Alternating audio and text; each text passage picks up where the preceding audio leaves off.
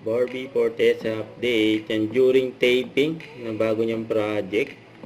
And just mukhang nasa library si Barbie. And may pa-picture pa nga yung mga lady guard kay Barbie. And tas nakalagay doon sa librong logbook for the journals, you know.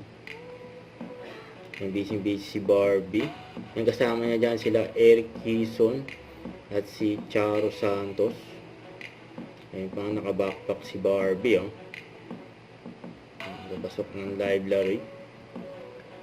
Pinabangan ng bagong project ni Barbie. Sa trending pa nga si Barbie dahil nilabas na nga ng official trailer ng Contra Academy ni Barbie at napaka-comment pa nga si Kailin. Sabi, iba ka talaga Mariko, sabi ni Barbie. Ay sus, love you Mariko, masyado ka nang nagpapamiss, you know. Miss na magkumare.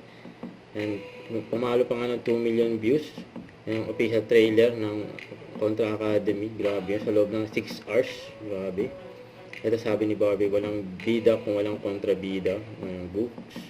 Yan sa September 11 na yan papalabas sa Netflix. Starring Barbie Fortesa and Eugene Domingo. You know, abangan.